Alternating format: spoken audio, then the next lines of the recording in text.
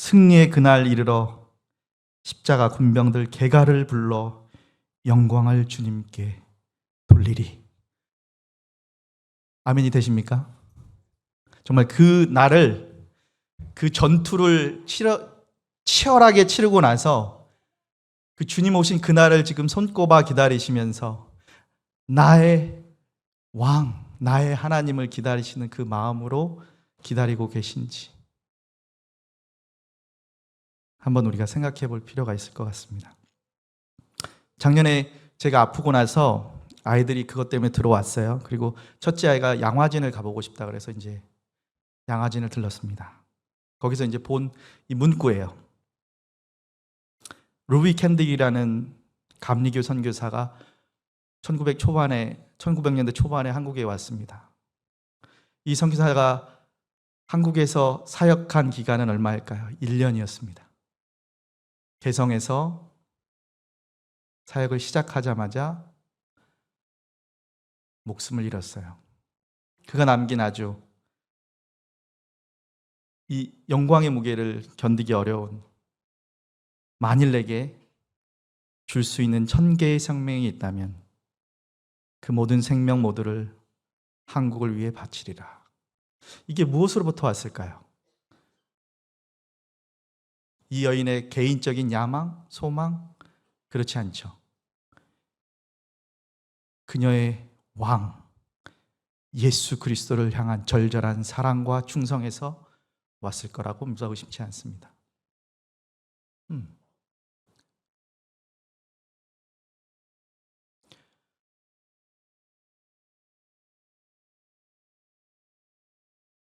우리 주님은 형제 자매들을 어느 날, 어느 순간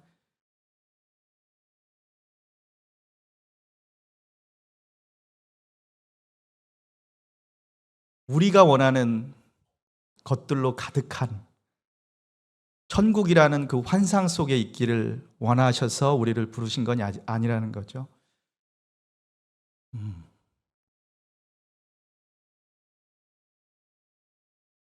그리고 마태복음 28장 마지막에 분명하게 우리에게 명령하고 계세요. 이건 권고가 아니고 명령입니다. 제자들에게 명령하고 계세요.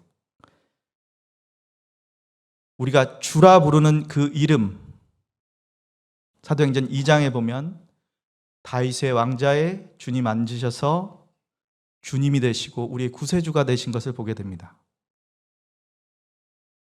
왕자로 앉으시고 지금도 우리를 통치하고 계시고 우리로 하여금 주님의 왕국을 위해서 다름질하고 경주하고 전쟁하기 원하시는 것이 하나님의 뜻입니다. 디모데 전서 2장에 분명하게 모든 사람이 구원을 받고 진리를 아는 데 이르기를 원하십니다.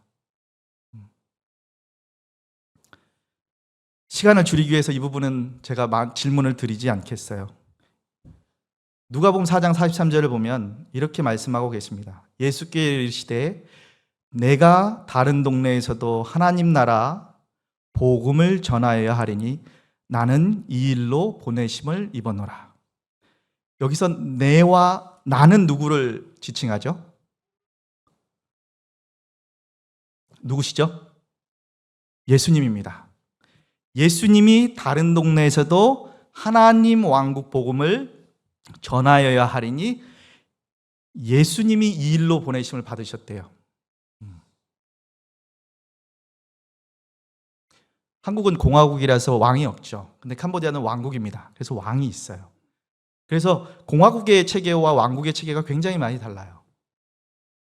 성경을 이해하는 데 있어서 왕국의 체계도 이해할 필요가 있어요. 그런데 그걸 얘기하면 또 엄청난 시간들이 지나가기 때문에 넘어가겠습니다. 예수님께서 받은 그 사명을 누가복음에서 방금 예수님께서 말씀하셨는데 이 말씀이 드러나 있는 장소가 있습니다. 마태복음 28장이에요. 우리 마태복음 28장 19절 말씀을 한번 다 같이 읽어볼까요? 하나, 둘, 셋.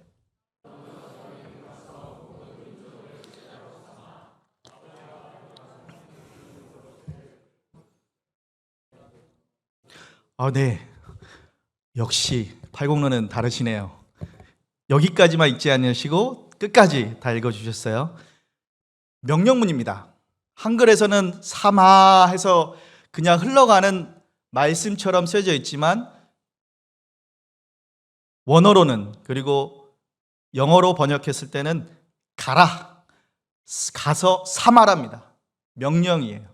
선택사항이 아니라 명령입니다. 그래서 우리가 이 말씀을 지상 대명령이라고 얘기하죠. 그럼 여기서 너희는 누구를 지칭하고 있죠? 제자들이었어요. 가래요. 그리고 모든 민족을 제자 삼으라고 얘기하고 있습니다. 가서 또 다른 너희들을 만들으라는 겁니다. 내가 너희들을 제자 삼았듯이 너희도 가서 제자를 삼으라는 겁니다. 다른 곳에서는 제가 그 밑에 부수적으로 나와 있는 활동을 보통 얘기를 드리거든요. 근데 팔공로에서는 이 부분을 말씀드리고 싶어요. 제가 어제 팔공로 유튜브를 이렇게 쭉 보니까 너무 많은 부분들을 열심히 훈련하시고 수련하시더라고요. 그러면 무엇을 해야 되느냐? 가야 되는 겁니다. 가서 제자를 만드셔야 되는 겁니다. 그래서 우리 이 선교, 미션이라고 하는 임무의 끝은 무엇이냐면 떠나보내는 거예요. 그리고 그 같은 너희들 같은 제자를, 예수님을 닮은 제자를 너희들 스스로 생산해내라. 이게 예수님의 명령이셨어요.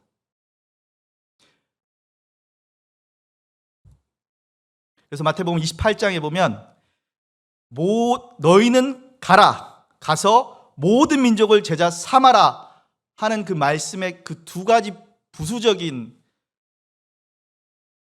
활동이 있습니다. 첫 번째 무엇이냐면 아버지와 아들과 성령의 이름으로 세례를 베풀어라. 두 번째는 내가 너희에게 분부한 모든 것을 가르쳐 지키게 하라.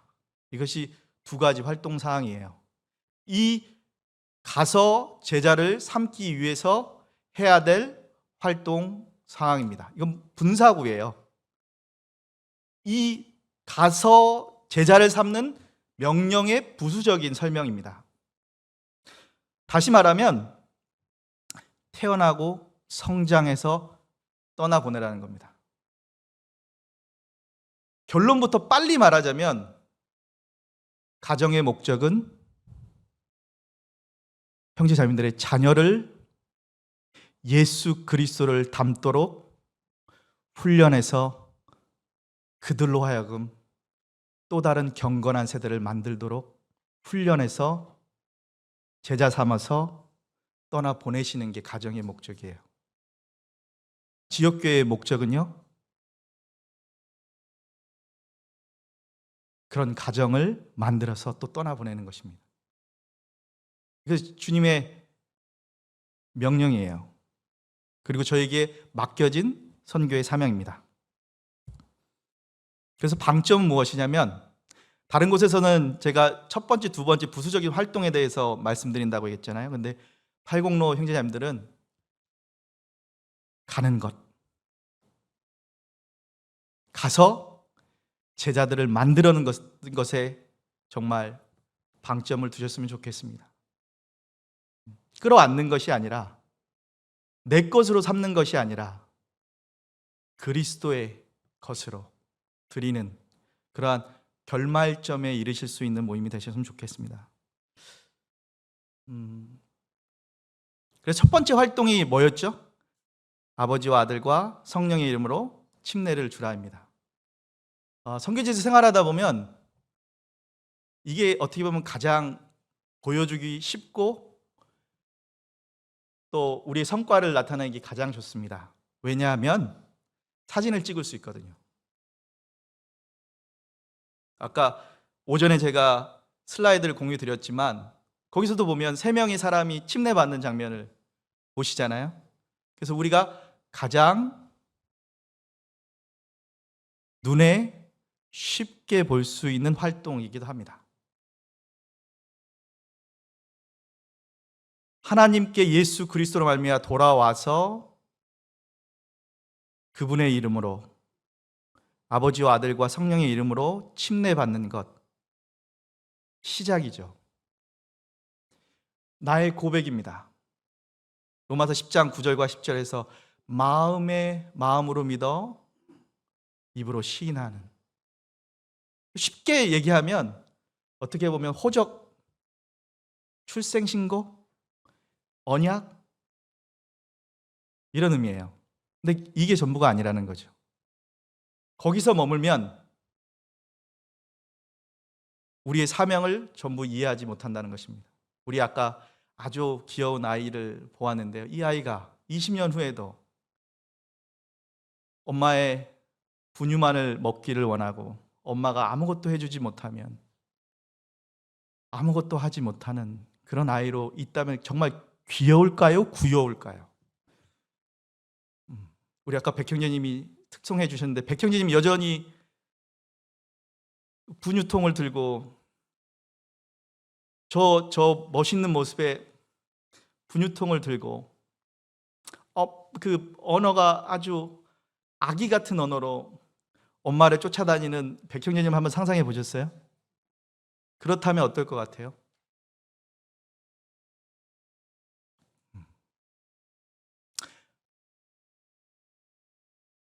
그리스도로 말미암아 거듭나야 합니다.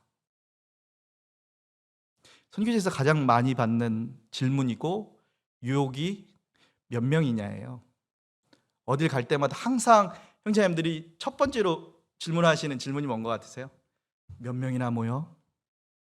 예요. 참 대답하기 어렵고 마음이 무겁고, 특히 저희 장인어르신이나 개척 선교지에 가신, 길가의 땅에 심령을 가진 영혼들을 만나는 그 지역에서 밭갈이를 하는 시간이 굉장히 오래 걸리거든요. 그냥 확 막 재료를 섞어서 뭔가 피어나는 것처럼 보이게 하는 거 어렵지 않아요. 그리고 사진을 찍으면 아주 쉽죠. 그런데 그 어둠의 왕국 가운데 하나님을 거절한 채 살아가던 사람이 예수 그리스도를 말미암아서 참되고 유일하신 하나님을 알고 섬겨나가는 그 삶을 시작한다는 건 정말 쉽지 않은 일입니다. 엄청나게 많은 시간과 노력이 필요해요. 농사를 해보신 형제님들 이해하실 거라고 생각합니다.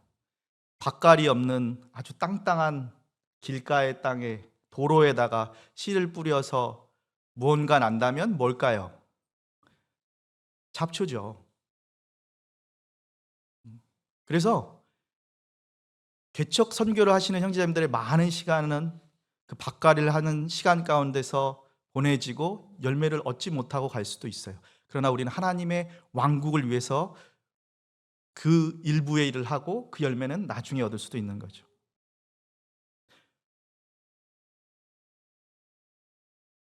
요한복음 17장 3절에 보면 영생은 곧 유일하신 참 하나님과 그의 보내신 자 예수 그리스도를 아는 것이니라.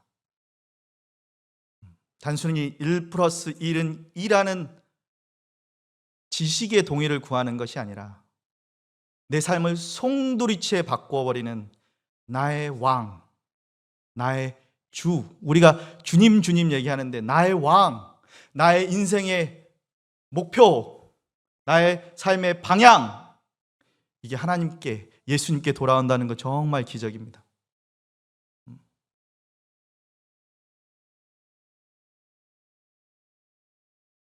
그래서 거듭나야 합니다. 사도 바울은 에베소서에서 그리스도 안에 있는 그 놀라운 축복에 대해서 자세하게 설명하고 있습니다. 사망에서 생명으로 옮겼고요. 어둠의 왕국에 노예된 자녀이고 진노의 자녀였던 사람이었는데 함께 하늘에 앉은 자가 되었고 은혜의 구원을 얻은 자이고, 아담의 죄로 만들어진 결과였는데 이제 새 피조물 되었고 선한 일을 우리가 하나님 안에서 할 수 있는 존재가 되었고, 개 같은 이방인, 돼지의 쥐엄나무 열매를 먹던 개 같던 우리가 하나님의 권속, 하나님의 식구가 되었고, 약속의 언약들의 외인이었던 사람이 천국 시민이 되었고, 세상 소망 없던 자가 그리스도 안에서 함께 지어가는 소망을 가졌고, 하나님도 없던 자가 이제 그리스도의 피로 말미암아 하나님과 가까워진 자가 되었고, 하나님과 원수되었던 자가 하나님과 화평하고 화목된 자. 그래서 언제든지 하나님 앞에, 거룩하신 하나님 앞에 죽음을 두려워하지 않고 예수 그리스도로 말미암아 나올 수 있는 이 놀라운 특권과 영광을 받을 수 있는 귀한 존재가 되었다는 것은 정말 중요하죠. 그래서 히브리서 기자는 또 이렇게 얘기하고 있습니다. 살아계신 하나님을 섬기지 못하게 하겠느냐. 선교에서 참 고민이 되는 것이, 나의 짧은 몇 마디의 동의를 구하는 것이 구원을 받는 근거인가?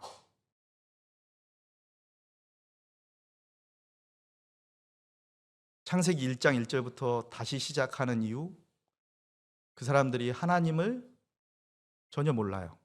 몇천 년간 하나님과 떠나서 하나님을 거부하던 사람들이 수많은 하나님, 뿌레아라는 단어를 쓰는데요, 뭐만 붙이면 다 신이에요.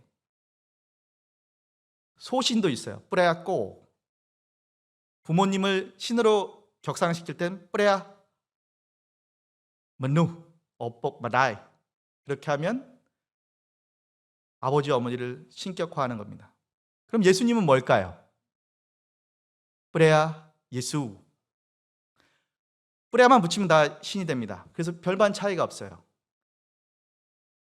불교의 그 짬뽕되어 있는 힌두교와 토테미즘과 애니미즘과 모든 것이 토속신앙과 짬뽕되어 있는 그 얽혀있는 그 가운데 참되고 유일하신 하나님을 알게 하는 거 쉽지 않은 작업입니다.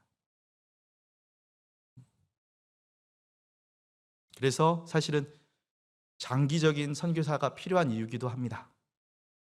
그냥 단순히 요한복음 3장 16절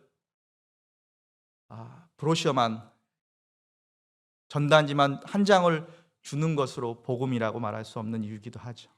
왜요? 그렇게 나의 유익을 위해서, 나의 영광을 위해서 신을 하나 추가시키는 게 그들에게는 아무 문제가 없거든요.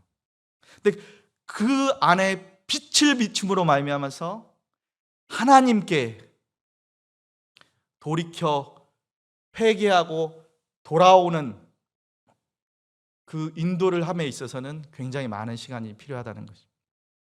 그 작업을 하는 게 가서 제자를 만들기 위해서 가장 필요한 첫 번째 작업입니다. 가장 중요한 업무이기도 하고 가장 유혹이 되는 부분이기도 합니다. 3명을 낳았고, 저도 4명을 낳았지만 때로는 두려울 때가 있어요. 내가 4명 낳은 걸로 끝나, 4명을 낳았으니까 나는 잘한 거지 라고 생각한다면 오산인 거죠.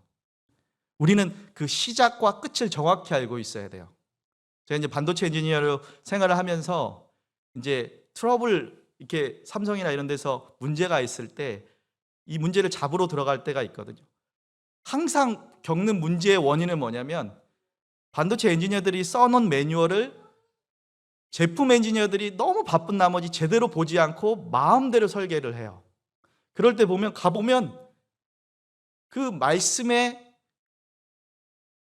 그 안내서에 맞지 않은 설계를 해놓는 경우가 많아요. 1-2개 샘플에서 돌아갈 수는 있는데 대량으로 생산할 때 문제가 생길 경우를 많이 보거든요. 공장에서. 이유가 뭐냐면 만든 매뉴얼을 잘 읽지 않아요. 그리고 2번, 3번 짧은 시험을 했던 거에 통과하는 걸 보고 그대로 그냥 대량 생산으로 가죠. 그럼 이제 문제가 막 터져나오기 시작합니다. 마태복음 28장에 주님은 분명히 말씀하셨어요. 첫 번째, 아버지와 아들과 성령의 이름으로 침례를 줘라. 시작입니다. 시작이에요. 끝이 아니에요. 이게 가정과 지역교회도 동일하게 연결이 됩니다. 이 두 가지 가정과 교회의 공통점이 뭘까요? 하나님께서 만드신, 하나님께로부터 온 유기체입니다. 캄보디아 말로는 끄롬 좀놈, 끄롬 구루사. 그래서 가족이라는 팀, 가족이라는 모임, 그리고 지역 모임, 성도들의 모임, 팀이에요.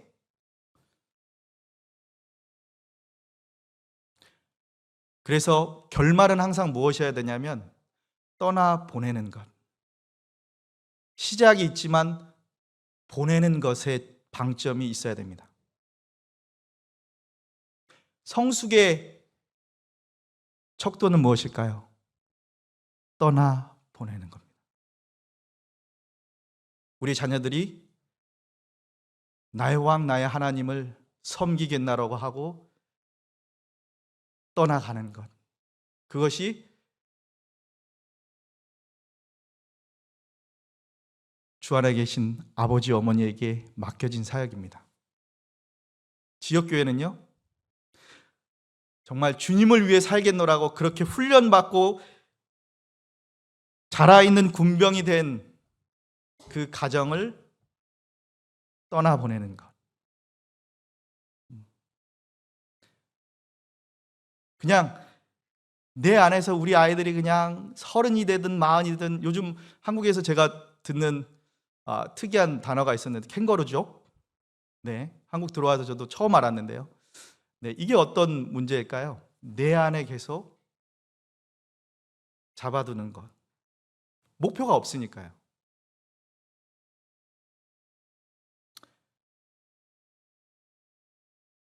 주님 안에 들어오기 위해서는 분명 이 거듭남이 확실해야 됩니다. 교육으로 메꿀 수 없어요. 생명이 없으면 자라지 못합니다. 두 번째 기둥이 뭐였죠? 성장해야 됩니다. 두 번째 그 부분이 뭐였냐면 내가 너희에게 분부한 모든 것을 가르쳐 지키게 하라. 어제 저녁에 유튜브 제가 806 걸 보면서 와, 이렇게 정말 열심히 여러 분야를 공부하시고 또 강사를 모셔서 뭐 성경적인 자녀 양육, 성경적인 이성 교제, 뭐 이런 부분들 전부 이렇게 열심히 공부하시는 거 보면서 대단하다는 생각이 들었어요. 사도 바울이 이렇게 얘기하고 있습니다. 로마서와 골로새서에 하나님이 미리 아신 자들을 또한 그 아들의 형상을 본받게 하기 위하여. 무슨 말이냐면 아기가 태어난 이유는 그냥 저 아기의 모습, 귀여운 모습으로 20, 30, 40이 될 때까지 우쭈쭈 하는 게 아니라는 거예요. 교회 안에서도 마찬가지입니다.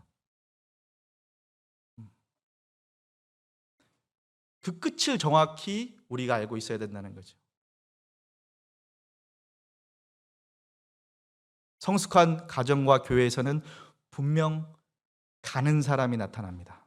그리고 그와 같은 아버지와 어머니께 배웠던 예수님, 지역교회에서 배웠던 우리 왕 예수님을 닮아가는 제자를 만드는 사역을 하는 가정들이 생겨나가고 또 다른 지역교회가 생긴다는 거죠. 골로새서 1장 28절에 보면 사도 바울 또 이렇게 하고 있습니다. 우리가 그를 전파하여 각 사람을 권하고 모든 지혜로 각 사람을 가르침은 각 사람을 그리스도 안에서 완전한 자, 온전한 자로 세우려 함이니. 디모데전서 1장 3절에 보면 그래서 굉장히 우리가 자주 읽지만 두려운 말씀이 있습니다. 형제자매들 아마 특히 형제님들 잘 아실 건데요. 장로의 자격들이 나오죠. 거기 보면 아주 두려운 말씀이 있어요. 자기 가정을 돌보지 못하는 자가 어찌 하나님의 교회를 돌보려. 이 굉장히 사도 바울의 두려운 안내인데요. 집안의 가장과 교회의 장로의 역할이 거의 유사합니다. 결과는 뭘로 나타나냐면요, 다음 세대, 맡겨진 자들의 성장으로 나타납니다. 아버지의 권한은 더 특수하죠. 이 세상에 딱 한 명밖에 없으니까요. 그런데 사도 바울은 이렇게 얘기하고 있는 겁니다. 내게 맡겨진 20년 동안의 시간과 권위를 결과물을 보여달라는 겁니다. 우리 사랑하는 청년 형제 자매님, 가정을 시작하시고 기도하시고 계신 형제님들, 자매님들 기억하셔야 돼요. 무엇으로 형제 자매님들이 하나님을 경외하는 것을 보여야 하시냐면 바로 다음 세대 형제 자매님들의 자녀를 통해서 형제 자매님들의 경건함을 보이셔야 돼요. 그래서 예전에 캄보디아의 청년 형제들이 강단을 갖고 분란이 있을 때 제가 이렇게 조언을 한 적이 있어요. 집에서 여러분들의 자녀의 성경 교사가 먼저 되시길 원합니다.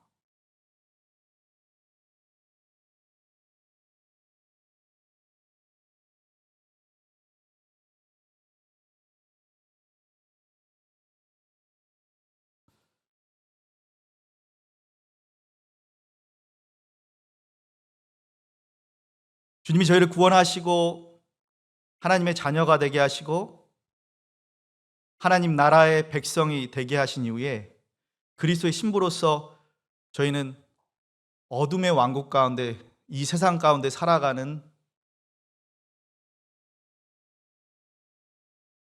특권이자 책임을 맡았습니다.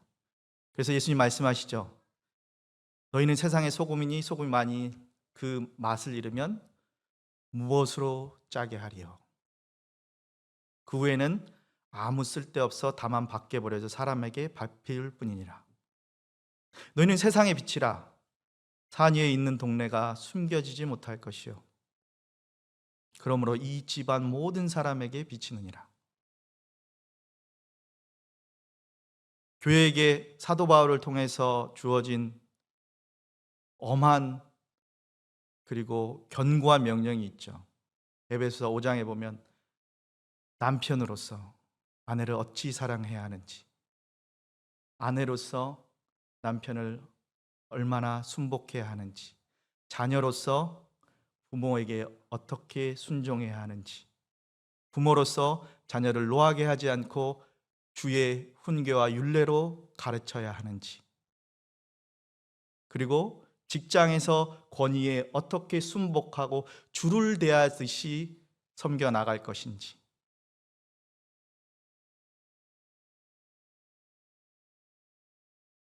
우리가 보내진 이 땅 가운데서 우리 왕, 우리 주님을 대하듯이 그 임무를 보이고 성취해 나가는 것이 저희 교회의 첫 번째 임무이죠. 어제 한 청년 이제님이 학교에서 맞이하는 그 고민을 질의응답 시간에 주셔서 저도 참 저녁에 고민하고 오늘 잠깐 아까 형제님과 오후에 얘기를 나눴는데요. 우리가 그 단발적인 사진을 찍을 때의 그 단발적인 모험에 대해서는 잘 가르치죠. 그런데 견고한 그 훈련과 성실함과 그리고 그 간증을 남기는 데 있어서는 취약한 것을 보게 됩니다. 그래서 사도 베드로가 경고하죠. 우리 고난받는 것이 우리 때문에 말미암는다면 그건 주를 위한 고난이 아니라 우리가 받아야 할 합당한 질책이라는 거죠. 가정에서 캄보디아 우리 형제자매들은 다 1세대들이에요. 33년이 지났는데 여전히 1세대들이냐고요? 네, 몇 가정을 빼고는 다 1세대입니다. 또 계속 1세대가 들어와요. 예수님 알고 들어와서 정말 참된 유일하신 하나님을 알고 나서 그 더럽고 추악했던 지역 남해를 증오하고 다음 내 자녀에게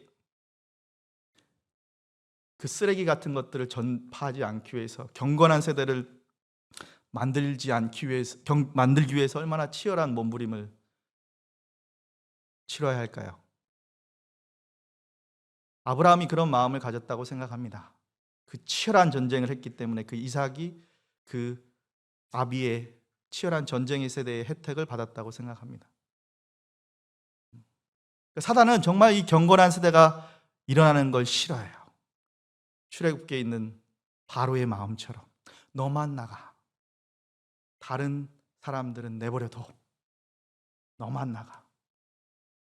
교회에 들어오는 목적은, 그래서 교회 안에서 경건한 다음 세대가 자라나지 못하면 대학교 시절에 대부분 떠나버리게 될 것입니다. 그런데 외부에서도 새로운 1세대가 들어오지 않으면요, 교회가 쇠퇴하는 거죠. 두 가지 소스밖에 없어요. 새로운 1세대가 들어오든 경건한 2세대가 자라서 또 보태지든, 그 두 가지가 모두 팔공로에서 잘 되고 있는지 한번 생각해 보시면 좋겠습니다. 어제 청년들을 만나서 너무 기뻤고 감사했는데, 우리 아버지의 사역을 하고 계신 형제 자매님들, 형제님, 그리고 어머니의 사역을 하고 있는 자매님들, 정죄코자함이 아니라 정말 그 하나님의 임무의 명령을 잘 감당하고 계신지 지금부터라도 그 임무를 감당해 가셔야 될 거라고 믿습니다. 남편과 아내로서도요. 정말 이 가정을 봤을 때, 이 남편과 아내를 봤을 때 이 놀라운 빛에, 영광의 빛에 다른 사람들이 놀랄 만큼, 한국에 들어오니까 어머니가 이렇게 잠깐 텔레비전 트시면 보게 되는 그 프로그램이 있습니다. 이혼 숙녀 캠프인가요? 요즘 아주 그게 엄청난, 한국에서 또 유행이라고 어머니 통해서 들었는데요.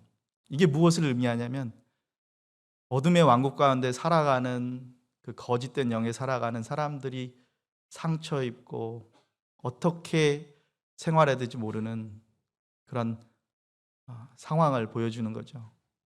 그런데 우리 그리스도 안에 있는 우리가 그 빛을 밝히 비춰야 한다는 거죠.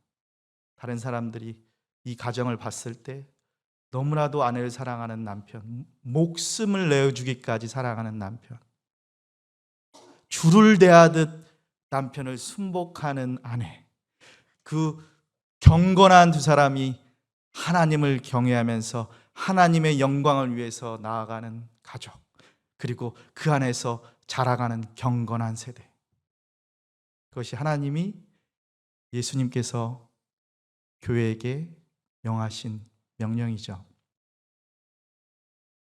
그래서 형제자매들이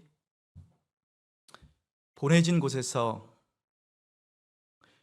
나의 왕, 나의 예수님과 연합하면서 남편과 아내로서, 부모로서, 자녀로서, 친구로서, 동료로서, 학생으로서, 교수로서, 직장 상사로서 그 권위를 주님의 영광을 위해서 사용할 줄 아는, 그리고 그 권위에 주님께 대하듯 순복하는 그 빛과 소금의 역할을 하셔야 된다는 거죠.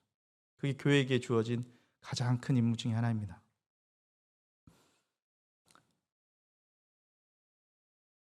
영국의 우리 모임의 존 레녹스 형제님 영상을 번역하고 글들을 좀 번역했을 때가 있었는데요. 형제님이 이렇게 말씀하셨습니다. 여러분들은 대부분 전문가들이니 여러분들이 현재의 위치까지 오기 위해서 해야 했던 일들을 생각해 보십시오. 우리 아까 신입생 어떤 자매님이 어떤 부분에 있어서 목표를 딱 가지고 계시더라고요. 4년 후에 여기에 지원해보고 싶습니다. 그런데 레녹스 형제님이 이렇게 질문하십니다. 만약 하나님께서 그 같은 지성을 주셨다면 여러분들은 얼마만큼 그분을 아는 데 사용하고 계십니까? 어제 청년들과 얘기할 때 느부갓네살 왕의 다니엘서 1장에 느부갓네살 왕의 그 스펙 리스트를 같이 고민해 봤었는데요. 그것을 위해서 투자하는 시간과 열정에 비해서 우리 주님을 아는데 얼마만큼 시간과 열정을 투자하고 계신지 한번 생각해 보시면 좋겠습니다.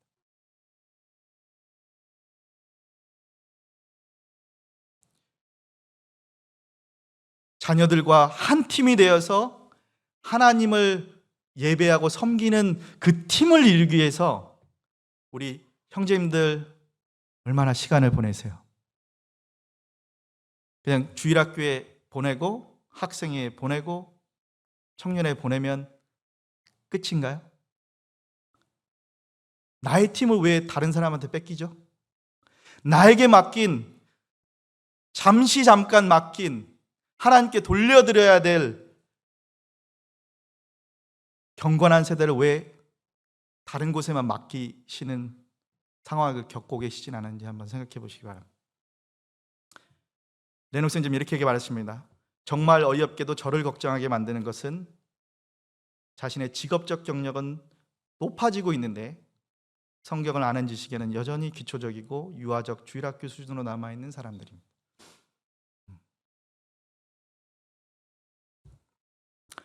맥도날드 선생님 이렇게 얘기하셨어요. 오늘날의 피상적 믿음을 만들어낸 데는 신자들이 하나님에 대해 아는 것이 빈약한 사실이 크게 기여했다. 우리는 지존자가 계신 은밀한 곳에 거하는 것에 실패했고 주님의 비교할 수 없을 만큼 도덕적으로 뛰어나심을 알아가는 데 실패했다. 이것이 우리 자신과 우리의 성취를 높이는 허영과 무지로 이끌었다. 또한 우리가 아무것도 가진 바 없고 위로부터 우리에게 주어지지 않으면 아무것도 이룰 수 없다는 것을 잊어버리게 만들어버렸다. 우리의 신학은 하나님 중심에서 자기 중심이 되어버렸다. 그리고 한 10여 년 전에 미국의 엠마우 성경학교 전 총장이셨던 켄 도우터 형제님이 이런 얘기를 하신 적이 있어요. 1970년대, 80년대는 엠마우 성경학교에 오는 두 가지 큰 무리, 모임에서 오는 청년들과 다른 교단에서 오는 청년들이 함께 왔을 때 가장 큰 어려움은 무엇이었냐면 다른 교단에서 온 청년들을 모임에 있는 형제들만큼의 성경 지식을 갖게 해서 준비해서 시작하는 게 도전이었다. 근데 2000년대에 들어와서 가장 큰 어려움이 무엇이냐면 다른 교단에서 온 그 시스템 안에서 양성되어 있는 어느 정도의 수준을 갖춘 청년들의 성경 지식의 수준만큼 모임에서 온 청년들의 수준을 맞추는 게 숙제가 되어버렸다. 이렇게 얘기하셨거든요.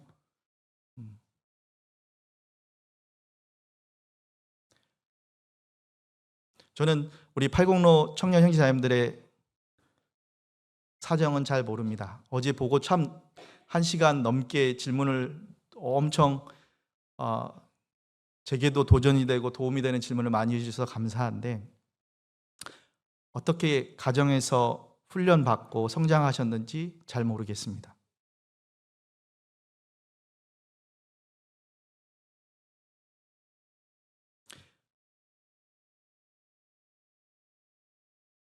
그래서 한번 형제자매들 한번 스스로 한번 상황을 살펴보셔요. 형제자매들 지금 어디에 계신지 한번 생각해 보시기 바랍니다. 거듭났죠? 주님 안에 들어오셨습니다. 근데 어디에 있는지 한번 생각해 보세요. 다른 사람의 돌봄이 계속 필요한 영적 아기. 우리 아까 아기가 엄마의 도움이 없으면 자라나지 못하죠. 항상 엄마가 붙어 있어야 돼요, 옆에서. 그렇죠? 먹여줘야 돼요. 떠먹여줘야 돼요. 울고 뭘 책임을 질 수가 없어요. 그 영적 어린아이는요, 내 중심이에요, 무조건. 다른 성도를 살피고 아끼고 섬길 희생할 수 있는 마음이 없고요. 다른 사람이 나를 계속 봐주고 나 하는 영적 어린아이 같은 자기 중심의 삶을 사는 상황이라면 이건 나이와 상관없어요.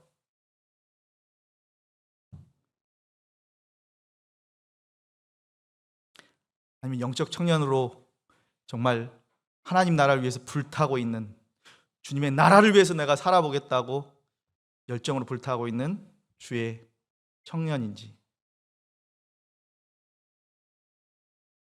그리고 책임을 맡아서 이제 다른 갓 태어난 우리 성도들을 가르치고 안내해주는 영적 부모의 역할을 하고 계신지, 또 그런 가정을 참 살피면서 도와주면서 모임을 세워가는 장로의 모습을 하고 계신지 한번 생각해 보세요. 이건 그냥 20살이 돼서 20년이 지나서 내가 40살이 됐으니까 잘하는 게 아니에요.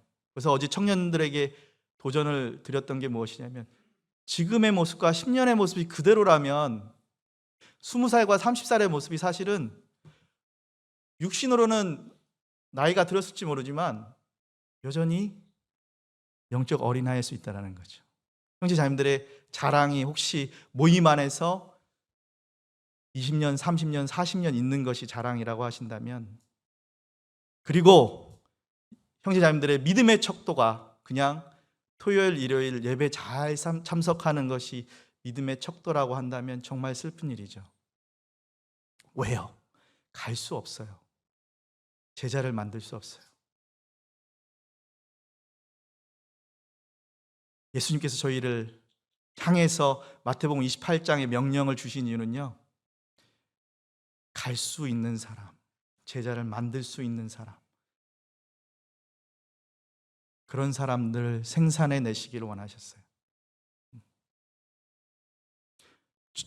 저의 목표도 그렇습니다. 캄보디아에서 제가 무엇을 하는 걸까요? 아까 왜 그 많은 책들을 만들려고 노력하는 걸까요?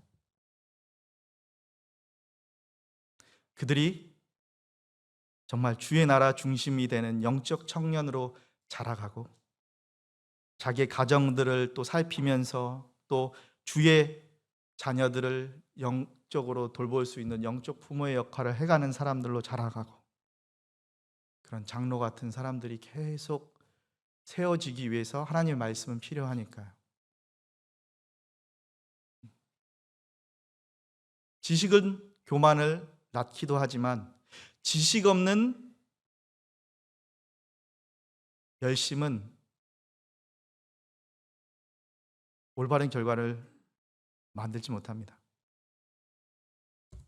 그래서 주님께서 두신 두 가지 인큐베이터가 있어요. 이건 주님께서 만드신 거예요. 그래서 저와 아내가 항상 공유하는 것이 있습니다. 다른 그 어떤 곳에서 성공한다 할지라도 이 두 곳에서 실패한다면 형제자매들은 많은 시간을 소모하지만 상급이 없을 수도 있어요. 두 가지 인큐베이터, 가정 그리고 교회입니다.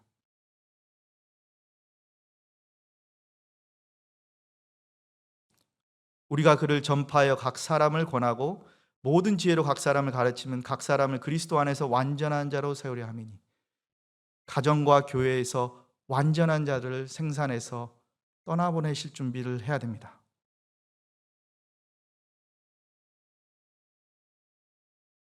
우리 어린아이들을 가지고 계신 우리 형제자매들, 얼마나 우리 아이들을 형제자매들 품에 품고 싶으셔요? 저희 선교사들 경우는 더 빨라요, 보통.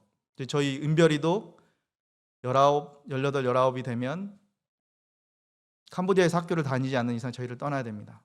제일 두려운 게 무엇이냐면 그 아이가 어둠의 왕국, 세상에 그냥 소용돌이에서 내가 어떻게 살아야 할지 모른 채로 그냥 휘말려 버리는 삶으로 떠나보내는 거죠. 안 두려우세요?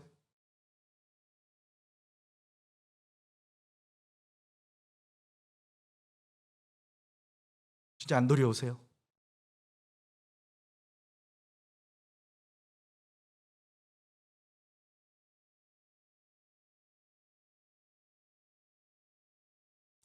그래서 가정의 끝은 무엇일까요? 아들과 딸이 한 부모를 떠나서 뭘 만들죠? 새로운 가정을 만듭니다. 우리 청년자님들 제발 30이 돼서 이제 나 결혼하겠어요라고 하지 말아주시면 좋겠어요.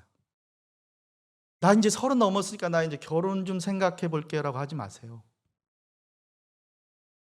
진 플루밍주님이 예전에 서울 북부에서 청년 집회하면서 그렇게 얘기했어요. 다른 형제자매, 주님을 너무나도 사랑하는 형제자매, 다른 형제자매들의 삶을 망치지 말아달라고 얘기했어요. 내가 30이 됐으니 내가 이제 내 배우자가 필요하다고 얘기하지 말아주세요.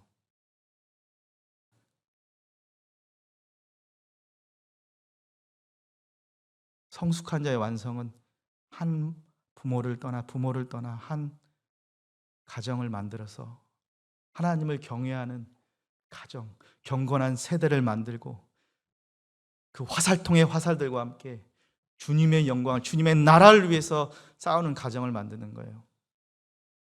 캄보디아 형제자매들하고 이 얘기를 이해시키는 데 참 오랜 시간이 걸렸습니다. 결혼을 왜 하려고 해? 모르겠는데요.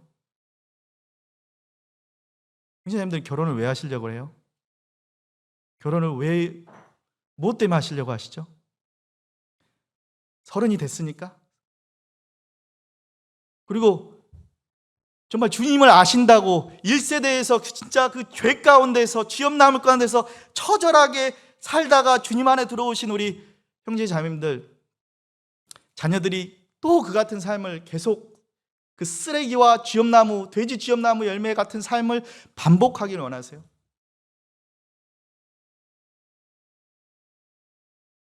멈춰야 돼요. 경건한 세대를 만들어야 됩니다. 경건한 가정들이 교회 안에서 안전하게 자라가야 됩니다.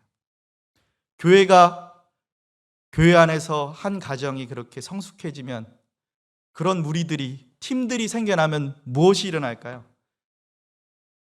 떠나가게 됩니다. 어디로요? 국내로 가면 국내 선교가 되는 거고요. 해외로 가면 해외 선교가 되는 겁니다.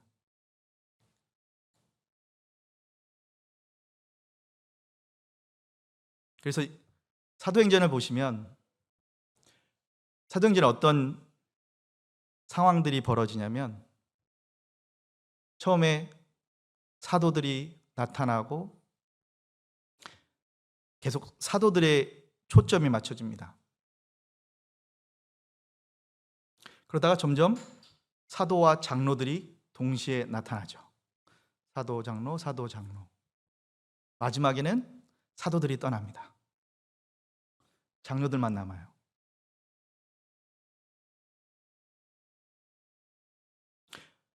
이 과정이 가정에서도 일어나야 돼요. 지역교회에서도 일어나야 되고요. 저희 아이들의 예를 들면 저희 아이들은 12살, 여자애들 12살, 남자들 13살까지는 순종의 훈련이라고 해서 순종만, 거의 순종의 훈련을 가르치는데 집중합니다. 가장 중요한 순종이에요. 그리고 12살, 13살부터는 저희와 동역하기 시작합니다. 그래서 오전에 제가 설명드렸던 것처럼 은호는 저랑 라트나 형제랑 풀도 베고요, 짐도 듣고, 나중에는 이제 제가 그 정글로 라트나끼리에 말씀을 전하러 갈 때 제 아마 짐을 들고 따라가는 훌륭한 청년으로 자라지 않을까 싶고, 저희 아이들 계속 지금 순번을 정해서 같이 엄마가 몸이 약하고 어려운 부분들이 있고 또 준비해야 될 더 중요한 일들이 있으니까 설거지도 하고 청소도 하고, 이제 손님이 오면 아이들이 다 준비해서 맞이합니다. 그리고 다음에는 이제 은별이가 통역을 하는 것도 점점 맡아가는 역할을 하기로 했고요.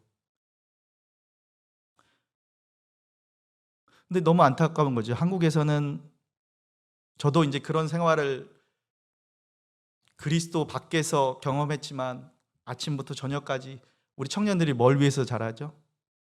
너는 공부만 해. 딱 하나만 해주면 돼. 고3 때 수능만 아주 잘 맞고 와라. 그거 안 하면 돼. 그렇죠? 그러지 않아요? 그걸 하나로, 그러니까 느부갓네살 왕의 그 목표에 들기 위해서 20살 때까지 전심전력해서 달리잖아요. 그런데 20살이 돼도 어떻게 관리할 줄, 어떻게 내가 내 시간과 내 재정과 이런 것들을 관리할지 아무것도 몰라요.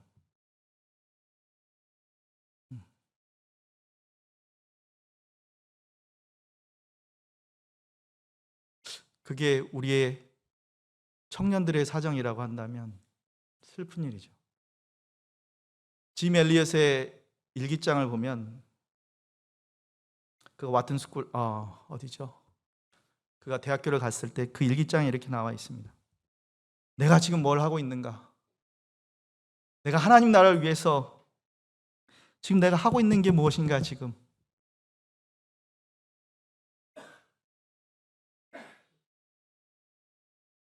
엘리자베스 엘리엇의 책과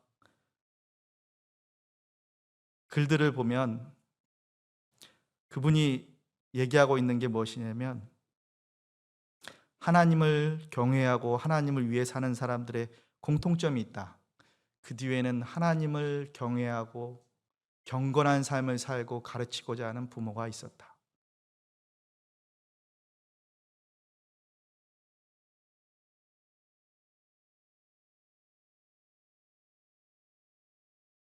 그래서 짐 엘리엇과 함께 순교했던 피터 플레밍 형제님, 다 모임의 형제님들이십니다. 그 피터 플레밍 형제님의 형 케네스 플레밍 형제님, 남아공 선교도 하셨고 엠마 선교관께서도 오래 가르치셨던 우리 형제님이 쓰신 선교의 본질이라는 책에 이렇게 쓰여져 있습니다. 교회의 목적은 바로 선교이고 선교의 목적은 바로 교회이다. 그럼 가정의 목적은 뭘까요? 가정의 목적은 바로 또 다른 가정이죠. 선교로 보내지지만 또 그 같은 가정을 또 만들어내는 거죠. 그래서 그 시작과 끝을 정확히 아셔야 돼요. 우리 청년인자님들, 그냥 결혼이 내가 원하는 사람을 내 장신구로 삼기 위해서, 캄보디아에서 이런 말이 있거든요. 서사чл랏 민, 하얗고 이쁘고 똑똑하고 많이 가진 그런 사람을 찾습니다. 한국과 별반 다르지 않죠? 다니스 1장과 다르지 않습니다. 그게 우리의 지표라고 한다면, 그게 20년간의 결과라고 한다면 참 처참한 거죠.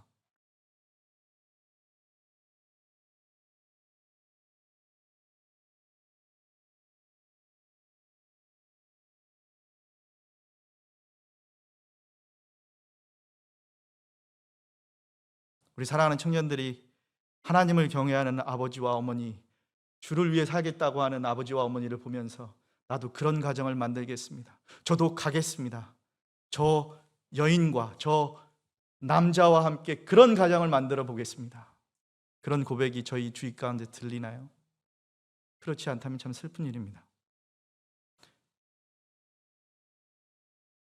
모임 안에서 정말 주님을 사랑하고 주의 오심을 기다리는 주의 신부로 배운 이 팔공로 모임 같이 저도 나가서 그런 새로운 모임을 만들어 보겠습니다 라는 가정이 나타나지 않는다면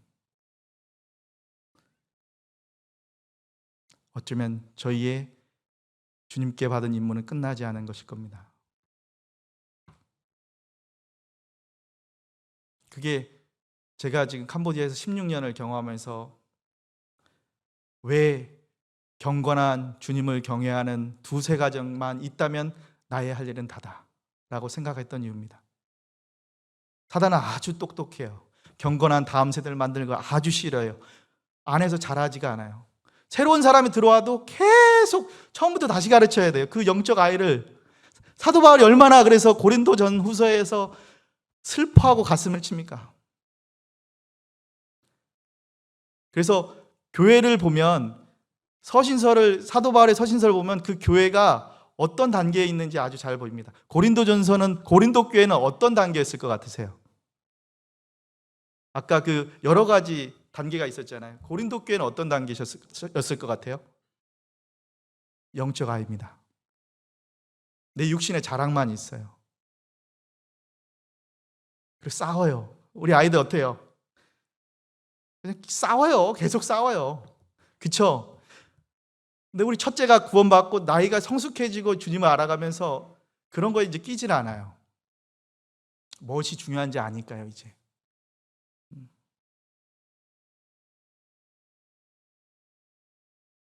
그래서 윌리엄 맥도니 형제님이 성숙함이란 무엇인가를 이렇게 정해 놓으셨더라고요. 정말 싸워야 할 것이 무엇인지를 아는 것.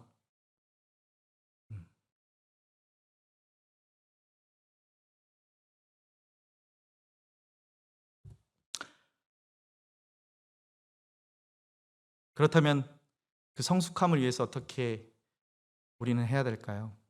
첫 번째, 분명히 거듭나야 된다고 말씀드렸습니다. 성장하기 위해서 두 가지 필수 요소가 있어요. 바른 교리, 그리고 시간 투자.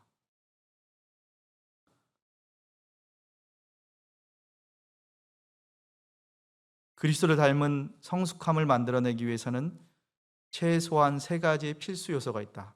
그것은 바로 성령님, 성경, 그리고 시간.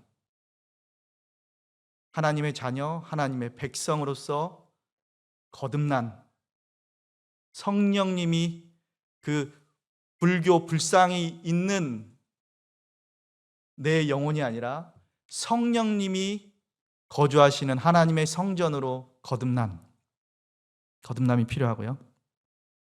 그리고 성경과 그리고 시간입니다.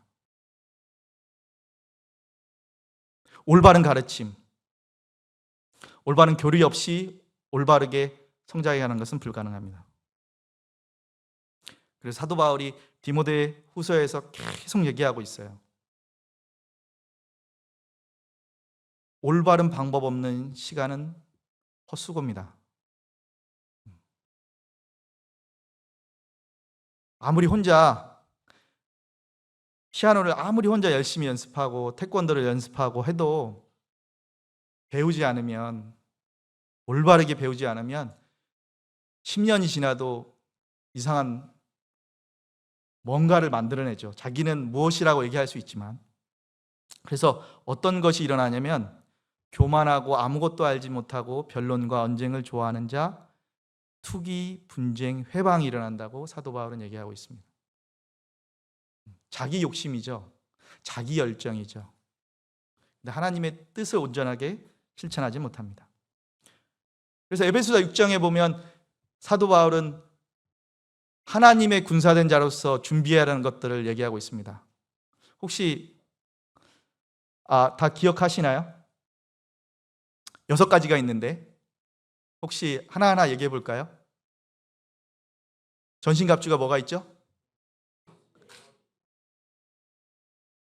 허리띠, 그 다음 의행배, 복음의 신발,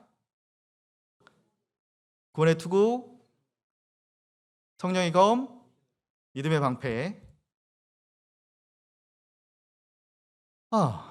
얼마나 투자하고 연구하고 계시죠?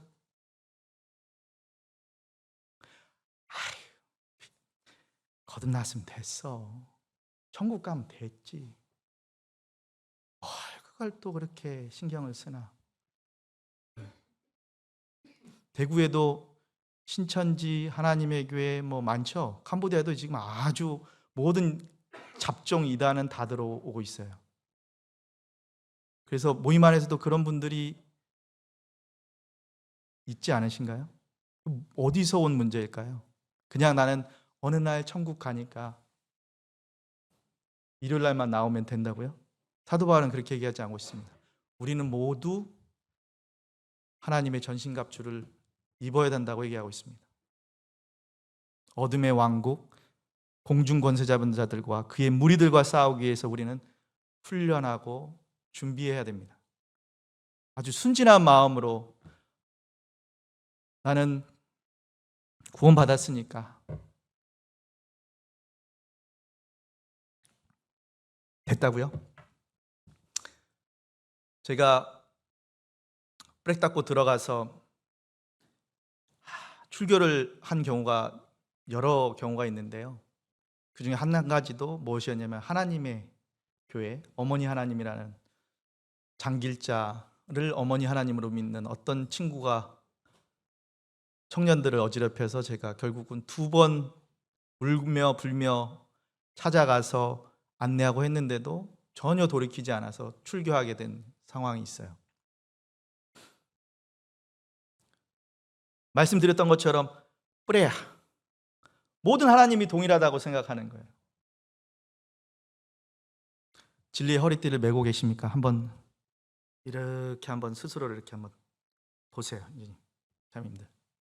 그냥 아니면 형제자매들의 전신갑주는 일요일 날 난 예배 참석하고 있고 말씀 30분 듣고 가고 있어 라고 생각하신다면 사단 일부러 내버려 두는 경우가 많아요. 왜요? 건들지 않아도 어차피 하나님의 군병은 안 되니까요. 방해가 되진 않으니까. 근데 준비하고 계신가요? 훈련하고 계신가요? 우리 청년 형제자님들 정말 가정에서부터, 그래서 어제 제가 청년자님들한테 1세대와 2세대 손을 한번 들어보라고 말씀드렸는데 대부분 2세대시더라고요. 2세대들 이런 것들 가정에서 같이 부모님과 준비하고 해오셨는지 한번 생각해 보세요. 아니면은 그냥 느부갓네살 왕의 그 리스트에 맞는 언어 잘하고 똑똑하고 잘생기고 흠없는 사람이 되는데 열심히 시간을 보내셨나요?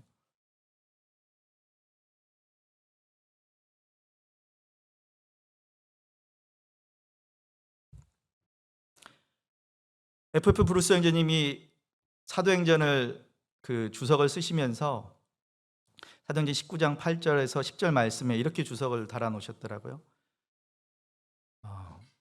잠자는 시간도 반납하고 사도 바울 형제님과 함께 공부했던 그 성도들이 하루에 5시간씩 공부하셨대요. 6일씩 52주 2년을 계산하면 3120시간입니다. 3120시간이면은 긴 시간인가요? 짧은 시간인가요? 긴 시간이죠, 형제님, 자매님. 어제 제가 그래서 청년들이 보내는 시간을 한번 좀 생각해 봤어요. 어제 제가 말씀을 전하도록 받은 시간이 한 40분 정도? 그게 일반적인 시간이죠. 청년회 때. 그렇죠? 40분. 일주일에 40분인 거죠.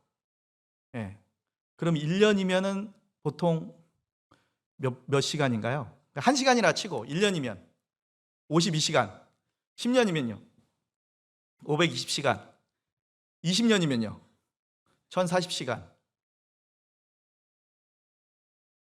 근데 그 40분도 대부분 거의 목적이 없이 휘두르는 경우도 많아요. 그리고 어쩔 때 또 찬양 시간이 더 길어지고. 그래서 우리의 이 일요일 날 공부하는 말씀을 듣는 1시간을 우리가 아무리 자랑한다고 할지라도 1년에 52시간밖에 안 돼요. 그런데 사도 바울이 에베소 성도들을 훈련하고 같이 보낸 시간을 최소 3120시간입니다.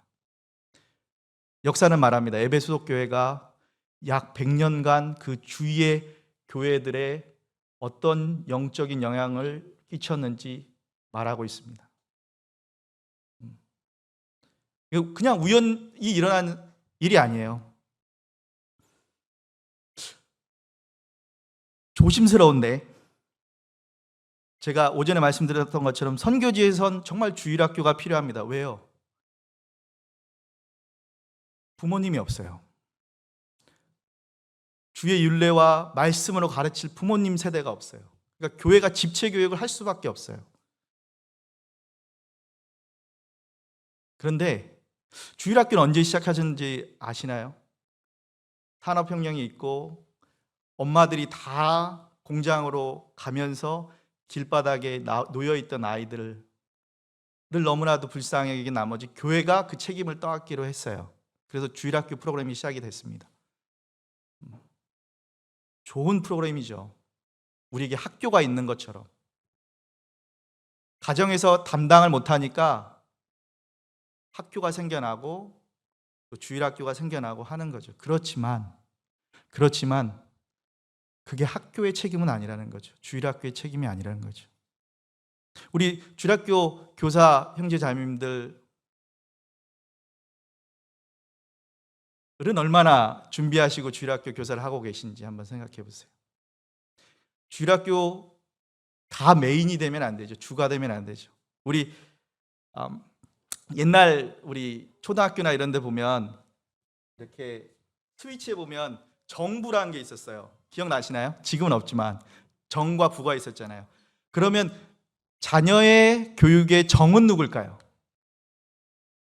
주일학교일까요? 학생일까요? 청년일까요? 부모입니다.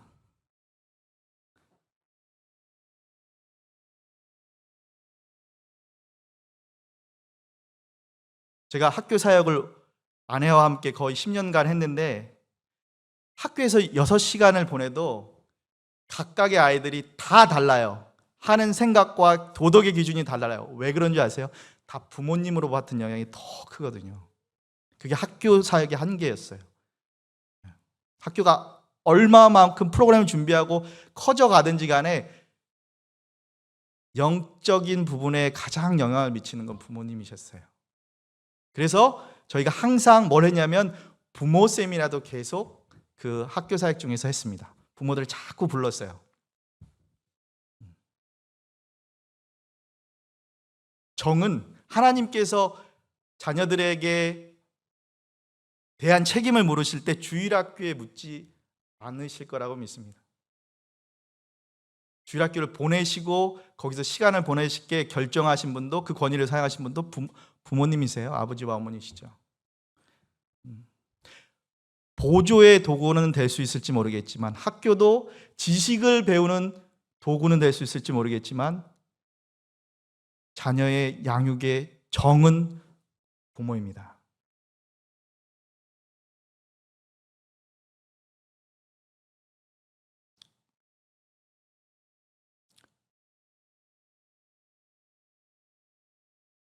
국내에서 거듭남과 양육을 하던, 해외에서 거듭남과 양육을 하던 원리는 동일합니다. 그래서 국내 선교와 해외 선교가 나뉘죠. 장소에 따라서. 하지만 이 성숙함을 만들기 위해서는 영적 부모가 있어야 되고 그 훈련이 필요합니다.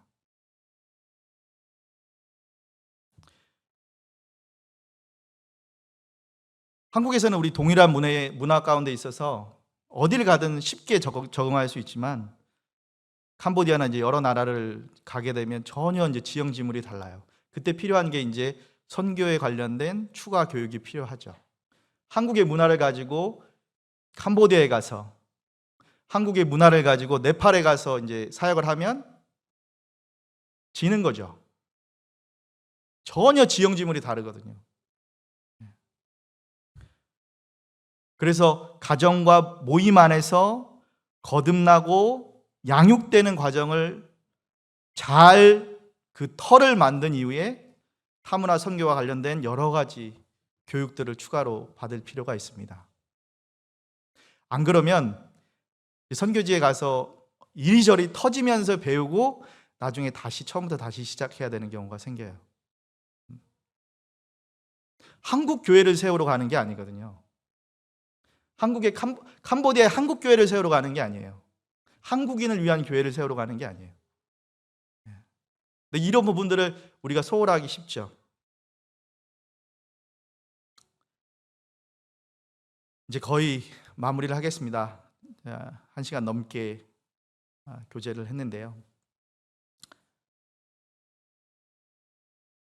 형제 자매님들, 개개인은 지금 현재 어디에 위치하고 계신가요? 영적 아기인가요? 나이와 상관없다고 말씀드렸습니다. 70세이시면서 영적 아기일 수도 있어요. 계속 불평불만하시고 사고 치시고 하시면 교회가 성장하고 하나님 왕국을 영광스럽게 높이는데 방해가 되신다면 사실은 영적 악이 어떻게 보면 더 어려움을 주시는 분일 경우도 있죠. 영적 어린아이이신가요? 아니면 주의 나라 중심으로 삶을 살아가고자 하는 영적 청년이신가요? 아니면 자녀 양육과 영적 부모 역할을 할 수 있는 정말 성숙한 모습을 가지고 계신가요? 구원만 계속 나 구원 받았어. 알겠습니다. 이사님들 구원 받은 거 알겠어요. 그러면 어떤 위치에서 지금 주님을 섬기고 계신지 한번 생각해 보세요. 만약에 구원을 안 받으셨다면 정말 거듭나셔야 합니다. 어둠의 왕국 가운데 사시다가 영영의 불타오르는 지옥 가운데 떨어지는 그 비극을 맞이하시지 않기를 원합니다. 주님은 절대 그것을 원치 않으셔요. 아들 되신 예수 그리스도를 십자가에 못 박으실 만큼 여러분들을 구원하시길 원하신 분이 아버지시고, 십자가에 달리신 예수님 그분이 아버지 하나님의 사랑을 우리에게 밝히 보여주는 증거입니다. 여러분의 가정은 어디에 있는가요? 유기체는 아주 이 동일한 원리를 가지고 가요. 개인이 어디에 있는 건지를 한번 생각해 보시고, 형제님들의 가정은 어떤지 한번 생각해 보세요. 항상 도움이 필요한 가정인가요? 다른 형제자매들을 섬기지는 못하고 나만 계속 우리 가정만 도움이 필요한 가정이신가요? 우리 가정 중심으로 모든 교회가 돌아가야 되는 그런 가정인가요? 아니면 정말 지역교회와 함께 주님의 나라를 위해서 함께 뛰어드는 가정이신가요? 그리고 팔공로 교회는 또 어떤 모임인지 한번 생각해 보시면 좋겠습니다. 다른 곳에서 도움이 필요한, 계속 도움만 받는 모임인가요? 아니면 정말 주의 나라를 위해서 진취적으로 나가는 모임이자 또 다른 모임도 케어할 수 있는 그러한 양육을 할 수 있는 모임인가요? 마지막으로 정리하겠습니다. 제가 처음에 말씀드렸던 것처럼 다른 곳에서는 보통 1번, 2번 활동에 대해서 보통 더 중점을 드리는데요. 이 활동을 하는 이유의 목적은 결국은 가서 제자를 삼을 수 있는 그런 사람들을 보내는 것입니다. 그런 청년 형제자매들이 자라서 그런 가정을 만들기 위해서 떠나가고 있는지, 그런 가정이 자라서 내가 주의 나라를 위해서 국내에든지 간에 해외에든지 간에 한번 살아보겠나라고 하고 떠나려고 하는 가정이 있으신지 한번 생각해 보시기 바랍니다. 팔공로 형제 자매님들은 분명 잘 해내실 수 있을 거라고 믿어 의심치 않고요. 저 또한 선교지에서 그런 형제 자매들 가정을 만들기 위해서, 또 그렇게 개척하는 모임을 만들기 위해서 주님 허락하신 그날까지 달려갈 계획이고요. 또 함께 팔공로 모임 생각하면서 기도하겠습니다. 저희 가족을 위해서 기도해 주시고 항상 격려해 주셔서 감사합니다.